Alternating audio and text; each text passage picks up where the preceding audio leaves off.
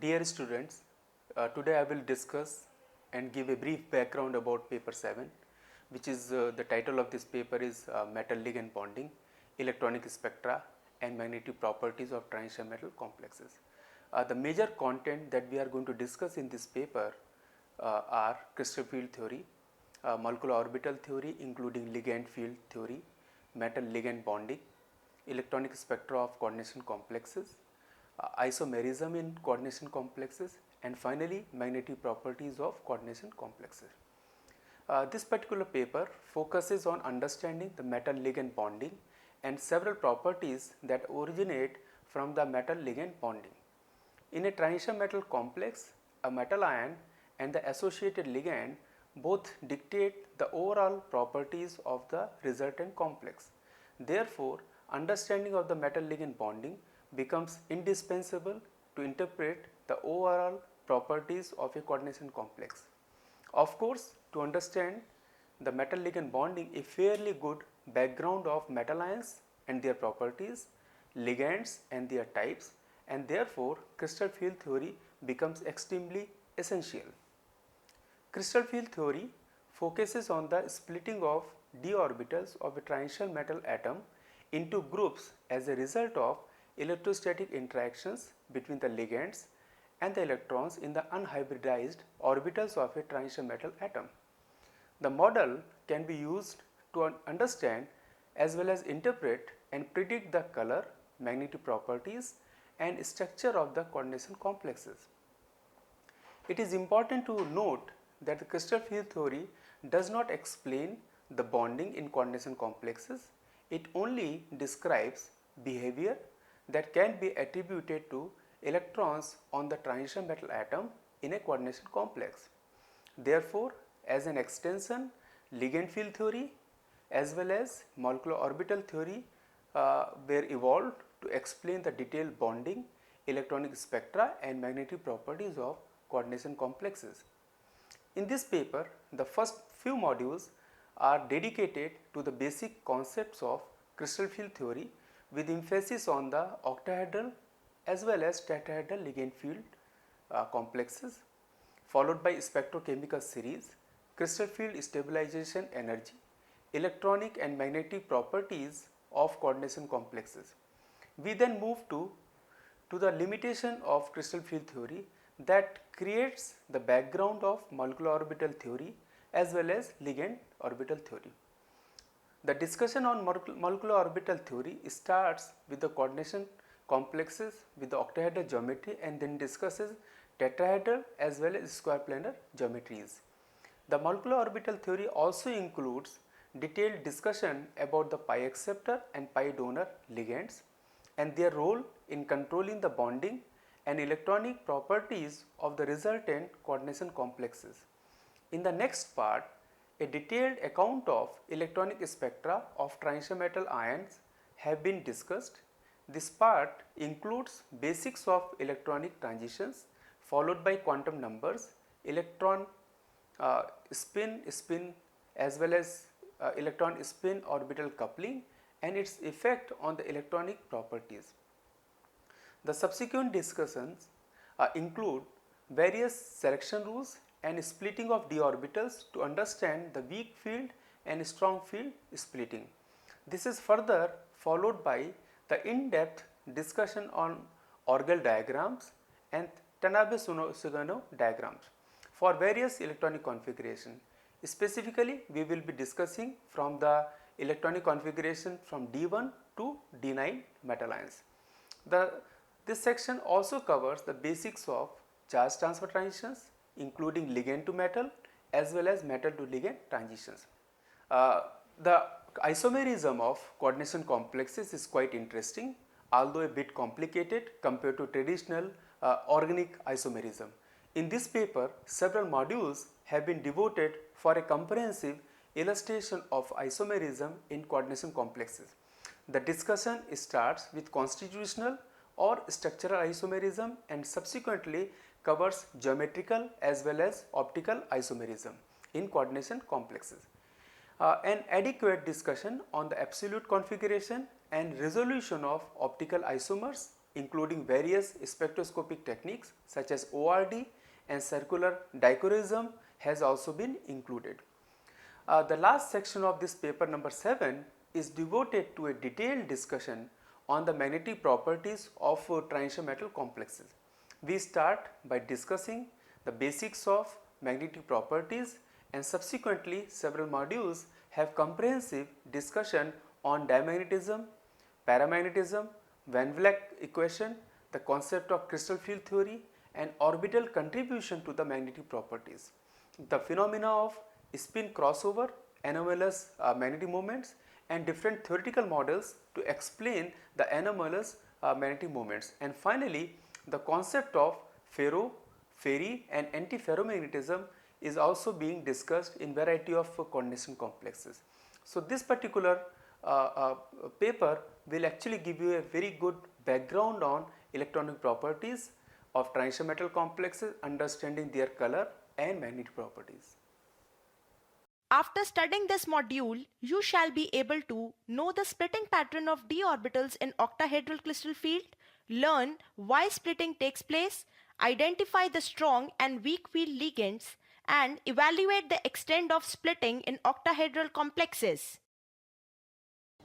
Today we are going to discuss about crystal field theory. Crystal field theory was developed in 1930s by two physicists, Van Vleck and Bethe, and they discuss about why the metal ions are being affected when the ligands approach a metal ion.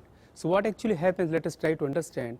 When a ligand approaches a metal ion, what happens, the electron density which is present on the ligand will affect the metal orbitals which are present primarily on the metal ion, and because of that some of the ligands are approaching certain number of orbitals which are going to directly face the ligands, and some of the ligand orbital which are away from the approach of the ligand are not going to get affected that strongly. So because of that, what happens, the metal orbitals which are primarily at one position, they start separating depending on how the ligand is approaching the metal ion. Now because of this degeneracy, the metal ions orbitals, we can take both example of d orbital as well as f orbital, they will start splitting with each other.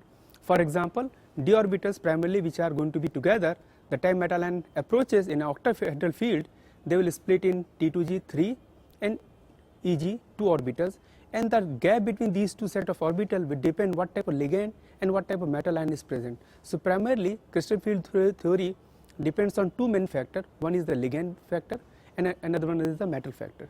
Metal means what type of metal, what is the oxidation state of the metal, how many d electrons are present, and ligand, what type of ligand, what type of electron density that ligand is going to enforce on the metal, and these two parameters and combination of these two parameters decide several aspects of crystal field theory.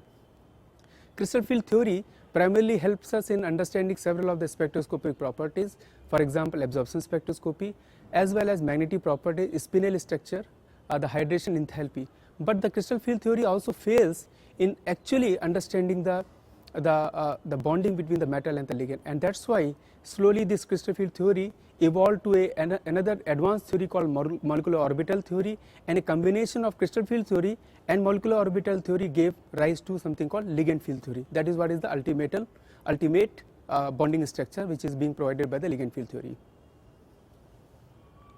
Crystal field theory is based on the idea that a purely electrostatic interaction exists between the central metal ion and the ligands.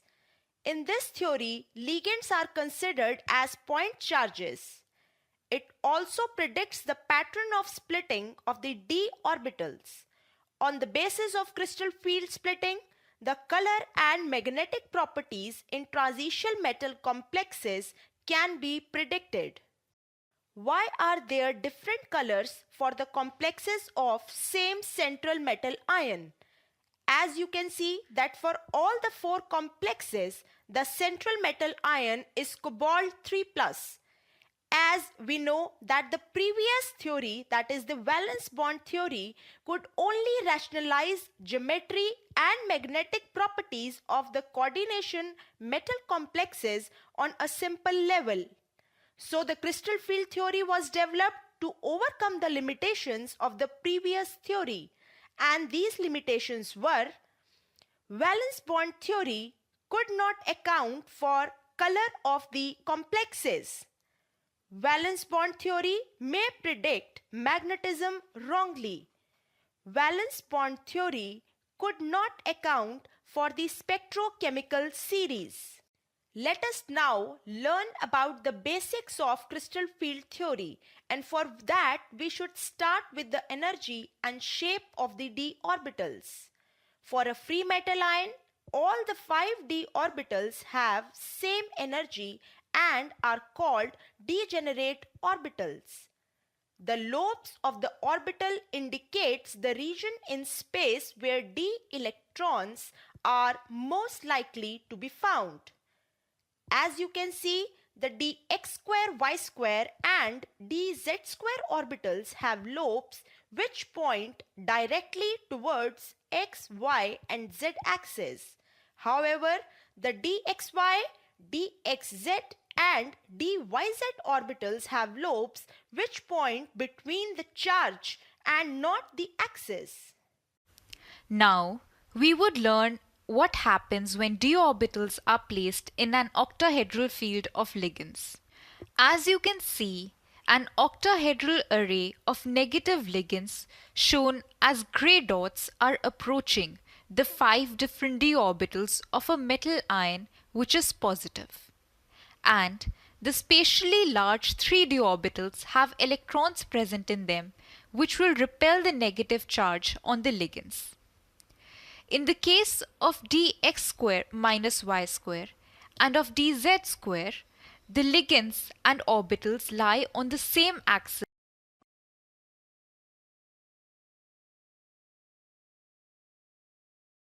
As discussed in the previous section, the d orbitals in an octahedral field split up into two sets of orbitals, namely T2g and Eg. The T2g comprises of 3 orbitals which have lower energy in comparison to the barycenter, in which all the 5 d orbitals are degenerate. These 3 orbitals having lower energy are dxy, dxz and dyz. On the other hand, Eg has 2 orbitals, dx square minus y square and dz square, which have higher energy in comparison to the barycenter. The energy difference between these two sets of orbitals in the crystal field is known as the crystal field splitting parameter delta O, where the O refers to the fact that it is an octahedral field. It is also noticeable that the splitting of the orbitals occurs in such a way that the overall energy of the system remains constant.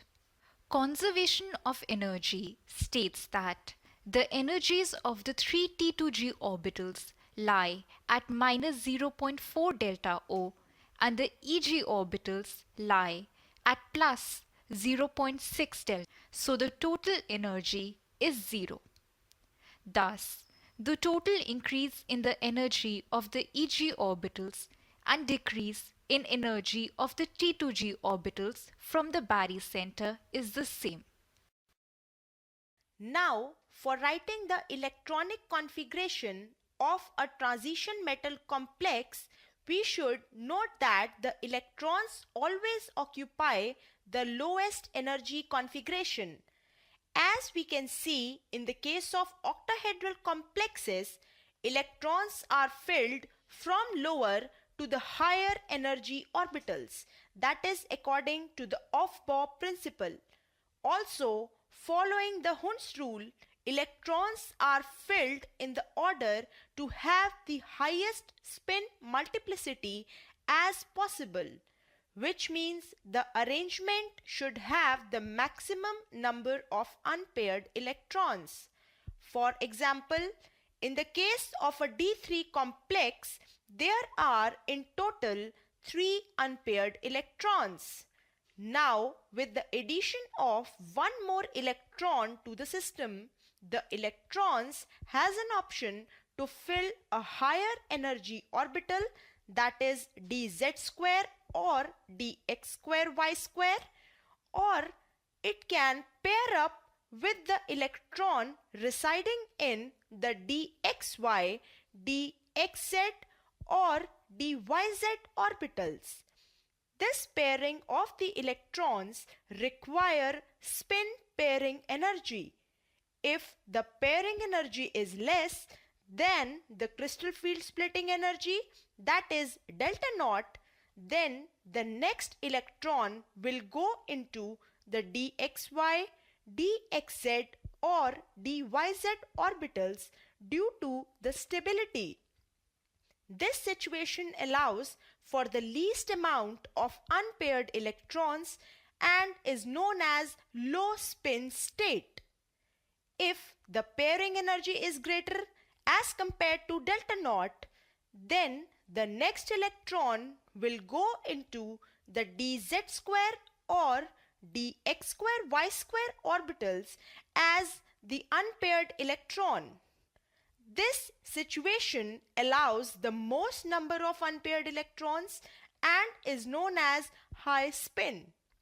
Ligands that cause a transition metal to have a small crystal field splitting which leads to high spin are called weak field ligands. Ligands that produce a large crystal field splitting which leads to low spin are called strong field ligands. Crystal field splitting parameter, that is delta naught, depends upon two factors. First, the nature of the metal ion, and second, the nature of the ligand involved. For a metal ion, delta naught increases with increasing oxidation number and delta naught hence increases down the group. The nature of the ligand can be explained on the basis of spectrochemical series, which we will take in the next slide. The value of the crystal field splitting parameter, that is the amount by which the degeneracy of the d orbitals is disturbed by the electrostatic field generated by the ligands, will depend upon the identity of the ligands. The series obtained is independent of the identity of the metals at the center of the complex, and so the ligands can be arranged into a spectrochemical series. When a ligand causes a large ligand field splitting parameter, it is said to generate a strong field, and when there is a small ligand field splitting parameter, it is said to be in weak field. For example, Cn negative is a strong field ligand and I negative is a weak field ligand.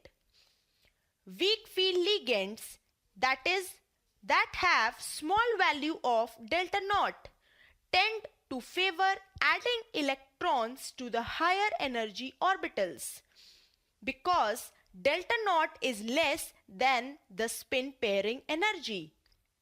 Whereas strong field ligands, that is which have large delta naught value, tend to favor adding electrons to lower energy orbitals because delta naught is greater than the spin pairing energy.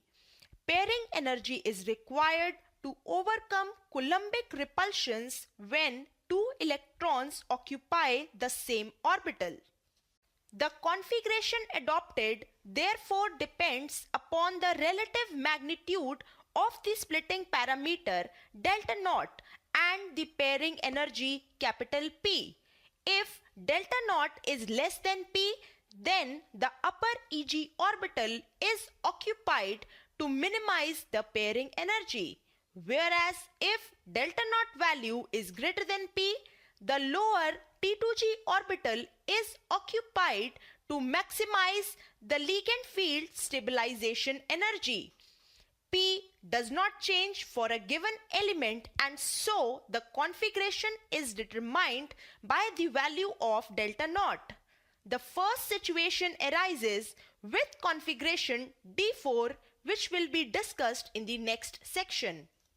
As you can see, when the metal ion with configuration D4 is placed under the effect of weak field ligand, It gives rise to a configuration T2G3EG1. However, the second with configuration T2G4 is known as a strong field limit. The figure illustrates high spin complexes which will be formed when the ligands are weak field, such as I negative, Br negative, S2 negative, SCN negative and Cl negative. The figure illustrates that how low spin complexes will be formed when the ligands are strong field, such as NO2 negative, PPH3, Cn negative and CO.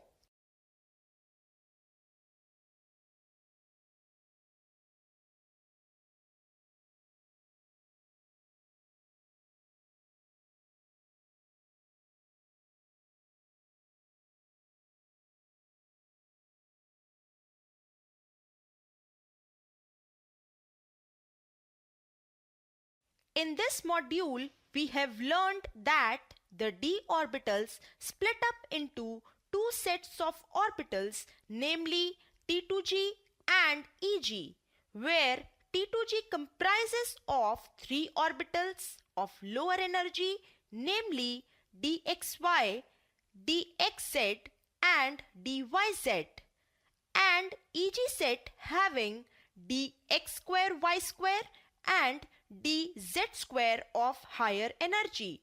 It is also noticeable that the splitting of the orbitals occurs in such a way that the overall energy of the system remains constant. The energy difference between the two sets of orbitals for d orbitals in a crystal field is known as the crystal field splitting parameter, which is represented by delta naught. Crystal field splitting parameter depends upon two factors. First, the nature of the metal ion, and second, the nature of ligand used for the complexation. Depending upon these two factors, metal ion can form low spin or high spin complex, which in turn reflects the color and magnetic properties for the complexes.